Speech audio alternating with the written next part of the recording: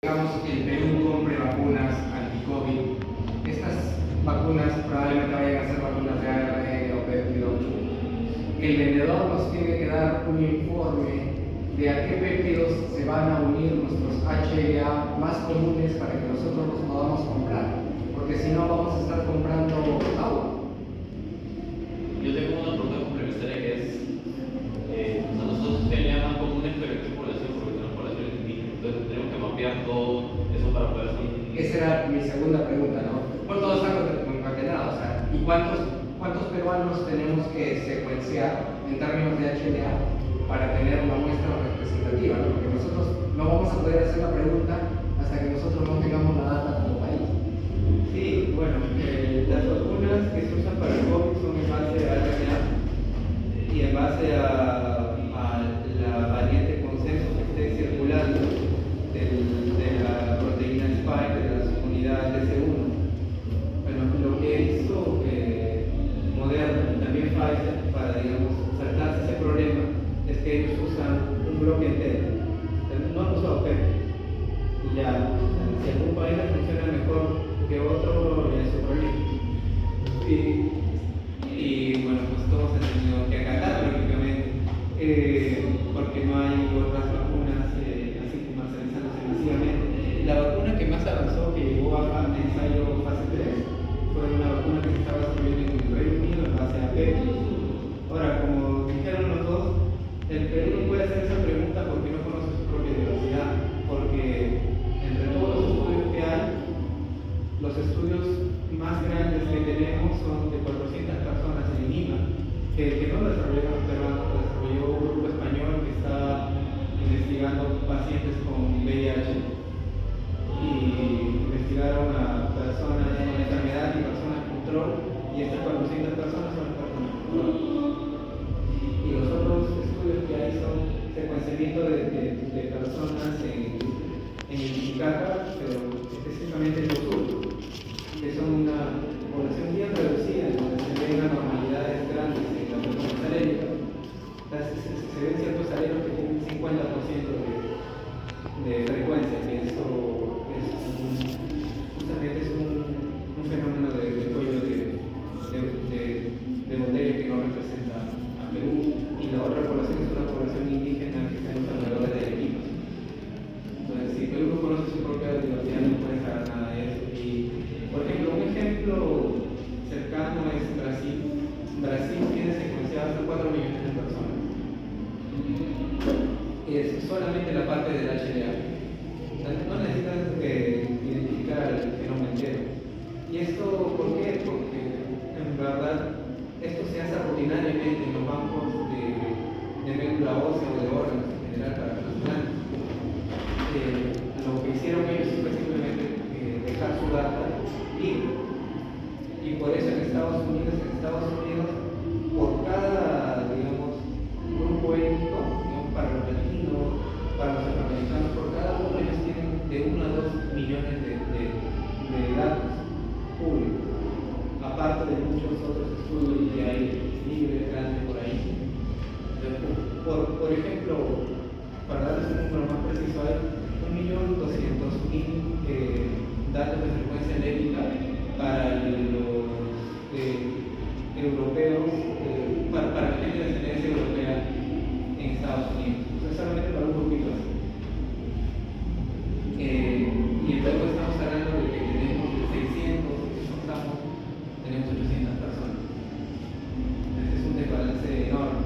Ahora, yo tengo un tesista en México que está haciendo un análisis integrativo, porque México tampoco tiene data de frecuencia alérgica, y también se puede llegar a 5.000 personas. Y justamente para revelar la importancia de esto. Y ahora, para contrarrestar el efecto de este mapa engañoso que les mostré, un tesista mío en San Marcos está haciendo un mapeo de la frecuencia alérgica global, o sea, de todos los países, pero activamente, o sea, colectando toda la data que hay en literatura, en bancos de datos de órganos, que se le puedan probar su data para aumentar, digamos, la información base que se tiene en el mundo. Gracias. ¿Alguien más? Creo que uno de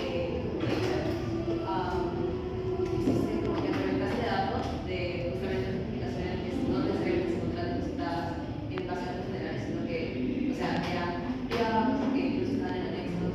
Quería saber un poco, o sea, qué tan engorroso es hacer ese proceso, o más o menos cómo se podría incluso mejorarlo. Bueno, en ese entonces cuando lo hicimos aún no había inteligencia artificial. O sea, lo que pasaba con esta base de datos, como comenté, que esta base de datos de frecuencia funciona pasivamente, o sea que ellos esperan a que el investigador deposite su data ahí, pero no es obligatorio depositar la data ahí. Entonces muy poca gente lo hacía. Y lo que hicimos nosotros fue buscar literatura científica, todo lo que había en PubMed lo sacamos, y como mencionaron, a veces las tablas están en anexos, o a veces las tablas están como imagen. Entonces tuvimos que hacer todo ese rescate de datos a mano, o usando los conversores que permitieron formar imagen a tablas y corregir sobre eso. Pero ahora es mucho más fácil darle la imagen a ChatGPT y decir dame la tabla. Creo que por ahí hay otra pregunta. Ah, sí. Yo quería preguntarle sobre qué desafíos éticos y computacionales podríamos enfrentar al migrar más que nada los modelos predictivos que había mencionado a un entorno más de salud pública en general. Los modelos predictivos me dijiste. Ajá, o sea, los modelos predictivos que había mencionado sobre que las proteínas podían encajar, bueno, los antígenos en las HLA. Bueno, hay ciertos dilemas éticos de todas maneras. No es tanto el modelo, porque el modelo es solo ecuaciones y la data que se le da es data anónima, no importa de quién viene, solo importa el alelo y los epítopos que puede unir. Pero lo que importa son los resultados, ¿no? Por ejemplo, nosotros encontramos un alelo que le da desventaja ante el tratamiento para la inmunoterapia.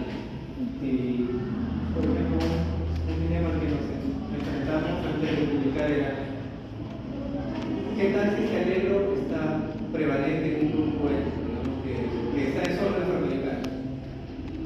Y eso puede llevar a una discriminación racial o así. Y esto puede suceder en general, ¿no? Que vas encontrando alelos que de repente te sirven más, te sirven menos. Pero por otro lado, o sea, el mensaje principal de este artículo es: lo que más te fortalece como individuo para responder a las enfermedades es la diversidad de alelos.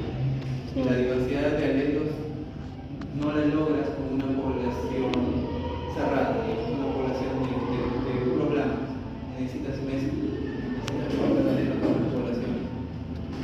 Claro, sí, justo también era algo interesante que había leído en lo de los alelos HLA. Pero, por ejemplo, como menciona también, o sea, si bien sí, también al principio me preocupó lo que usted mencionó sobre que pueda haber alelos que hagan que tal vez ciertas personas sean negadas ante ciertos tratamientos, pero también sería, al menos para el Perú, a mi parecer, o sea, donde los recursos son limitados realmente, el brindarle un tratamiento a alguien que le va a hacer pasar no solamente por un gasto, porque igual requiere un gasto, ¿sí?, de dinero y de tiempo que no le va a funcionar. Entonces creo que también va por ahí, ¿no? O sea, el hecho de que no recibir un tratamiento que no te va a funcionar cuando podrías estar recibiendo otro que tal vez sí te va a ser mucho más efectivo. Sí, la inmunoterapia se aplica usualmente en metástasis, situaciones de metástasis, y esto es una cosa más de las aseguradoras, porque es un tratamiento caro. Como les comenté, se aplican usualmente 3 dosis y cada dosis está a $150,000. Entonces no quieren recurrir a ese recurso antes de tiempo, porque es gastar casi $500,000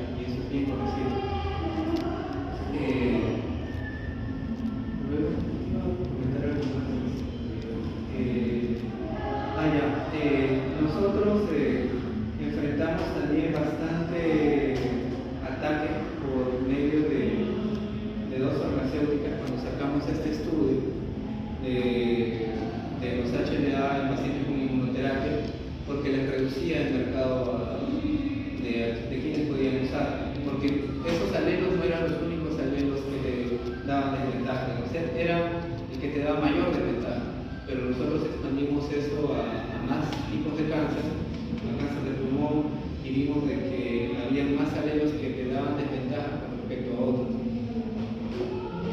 y para los cuales no era, digamos, conveniente que recibas inmunoterapia porque te gastas, digamos, 2 años valiosos de tu vida recibiendo un tratamiento del que solo te vas a tener los efectos adversos y el gasto, y tu tumor sigue creciendo. Y no se puede distinguir si el tumor sigue creciendo por la inmunoterapia o que está creciendo porque sigue avanzando. Porque lo que pasa es que la inmunoterapia en principio hace que el tumor crezca. Y esto porque el tumor se hincha, porque se llena de células T que entran. Entonces, esa primera parte de confusión es peligrosa. Entonces recibimos bastante ataque, intentaron desacreditar nuestro estudio, pero felizmente empezaron a salir reportes similares a lo que habíamos encontrado en todo el mundo. Entonces ya era innegable que los alelos de HLA influenciaban. Entonces ese es otro tema ético, ¿no? Que las personas deben saber si el tratamiento les va a funcionar o no, pero así como las personas lo saben haciendo ese conocimiento, las farmacéuticas también lo saben. Y hay muchas formas en que uno se termina secuenciando su ADN y dándole la data a la farmacéutica. Digamos, allá en Estados Unidos es bien común que las madres durante el embarazo les hacen secuenciamiento a ella y al bebé para ver si va a tener una enfermedad hereditaria, y te lo ofrecen durante el embarazo, cuesta $75, no es nada, y se lo hacen, pero esa empresa que recibe los datos se lo vende a otras empresas. Entonces, si la farmacéutica sabe a esta persona tiene predisposición a que no le va a funcionar esto, o predisposición a cáncer, entonces ya no le voy a dar cobertura de eso, ¿no? Porque yo voy a perder. Claro. Y claro, eso es en cuanto a desafíos éticos, pero en cuanto a desafíos técnicos para la implementación de esto en la salud pública, ¿cuáles creen que serían los principales desafíos?